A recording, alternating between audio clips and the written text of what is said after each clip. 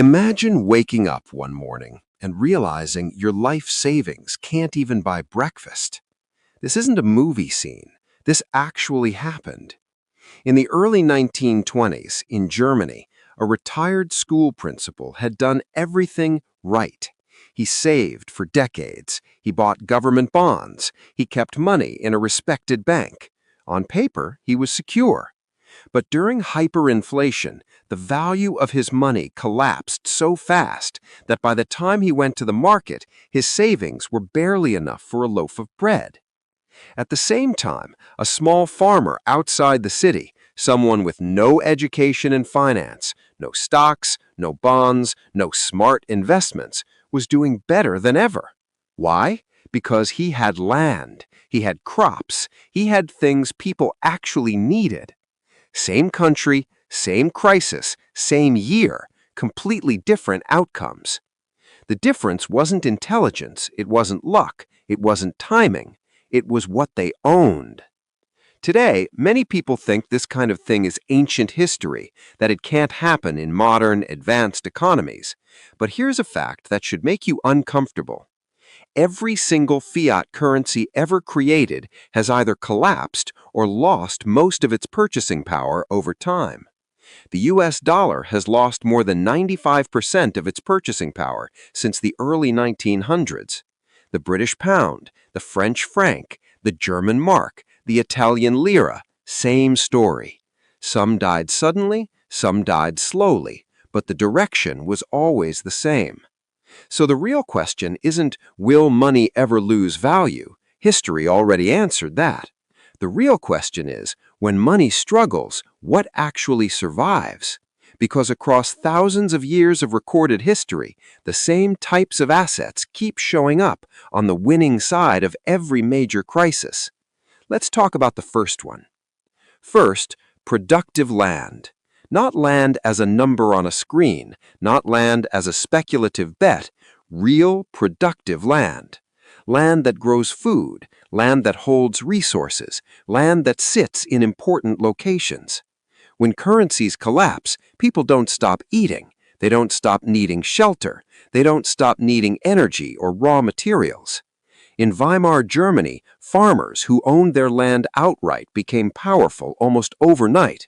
They could demand payment in gold, in foreign currency, or in goods. City workers with savings accounts had money that was technically worth millions of marks, but practically worth nothing. The same thing happened in Zimbabwe in the 2000s. It happened in parts of Latin America. It happened in ancient times too. Why?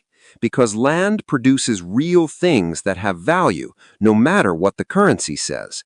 A bag of wheat feeds a family whether money is strong or weak. That independence from the financial system is what makes productive land one of the oldest stores of real wealth in human history. Second, gold. This isn't about hype. This isn't about conspiracy theories. This is about simple human behavior. When a currency fails, society needs something else to use as money. And again, across cultures and centuries, humans return to gold. Not because it's magical, but because it's scarce, recognizable, divisible, and no government can print more of it. During the French Revolution, paper money was printed in huge amounts. At first, people trusted it. Then the government kept printing more. Within a few years, it was nearly worthless. People who switched their paper money into gold early preserved their wealth. People who waited lost almost everything. The same pattern appeared in Argentina, in Russia, in Venezuela, and in many other places. Gold doesn't make you rich in normal times. What it does is something more important. It keeps you standing when others are wiped out. And notice this, central banks still hold massive amounts of gold today. They don't talk about it much, but they hold it for a reason. Third, businesses with pricing power. Not all businesses survive a crisis, most don't. But there is a special type of business that often does well even when money is falling apart. Businesses that sell things people cannot stop buying and that can change prices quickly. Think about food, energy, medicine, basic transportation. If you sell luxury products, a crisis destroys your customer base. But if you produce something essential, demand doesn't disappear. People still need it tomorrow, even if money is weaker today. In high inflation environments, the companies that survive are the ones that can raise prices as costs rise. The ones stuck with long-term fixed prices get crushed. This isn't about greed, it's about structure. If your product is essential and you can reprice quickly, your business can keep its real value. If you can't, inflation slowly destroys you from the inside.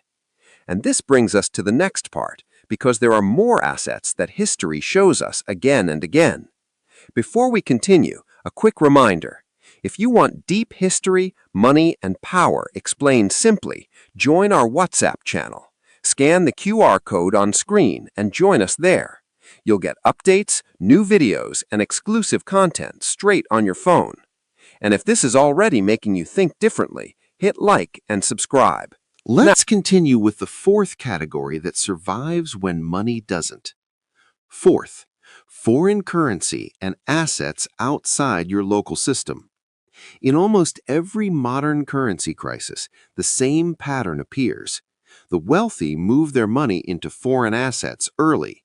The middle class keeps their money in local banks, local bonds, local pensions. When the local currency collapses, the difference is brutal. In many Latin American crises, families who had savings in US dollars or assets abroad kept their wealth. Families who had done everything safely in local currency lost decades of work. The logic is simple. If your wealth is measured in something that's failing, your wealth fails with it. If it's measured in something more stable, you survive the storm. That's also why governments often introduce capital controls during crises. When they start limiting how much money you can move abroad, it's usually because people are already trying to escape. Fifth, real estate. Not because prices go up on a screen, but because buildings are physical things that people need. You can't print an apartment building. You can't inflate away the concrete, the steel, and the labor that went into it. In many historical collapses, people who held cash or bonds were wiped out. People who owned buildings still had something real at the end. In post-Soviet Russia, when the currency system broke down, many people discovered that their apartments, not their savings, were their real safety net.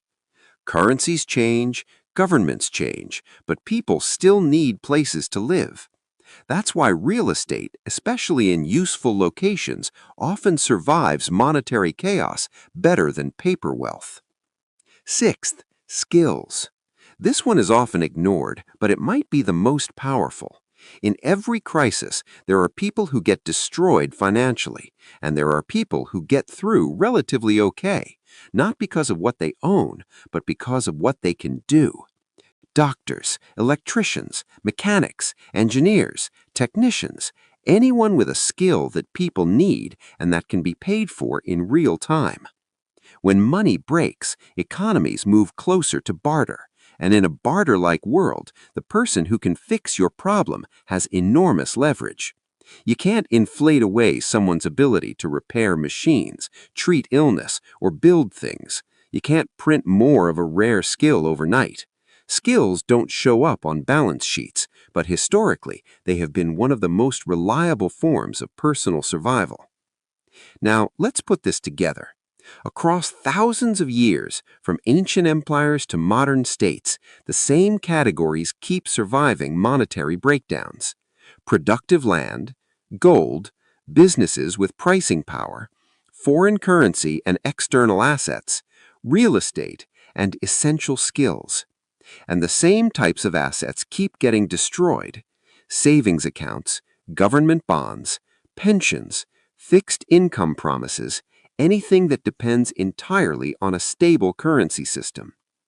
These are considered safe right up until the moment they aren't.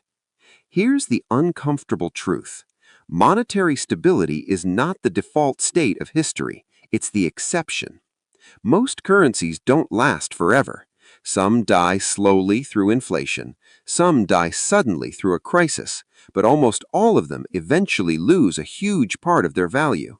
This isn't about predicting the next collapse. Nobody knows the timing, nobody knows the trigger.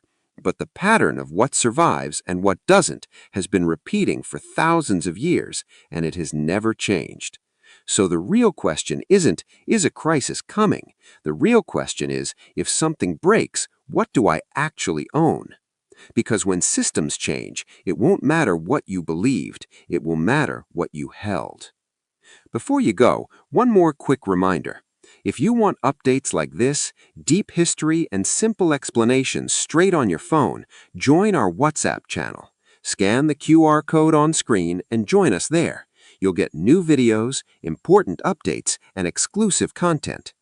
And if this video helped you see money differently, hit the like button, subscribe to the channel, and share this with someone who still believes that saving alone is enough. History doesn't repeat itself exactly, but it does rhyme. And the smartest move is learning from the verses that already came before.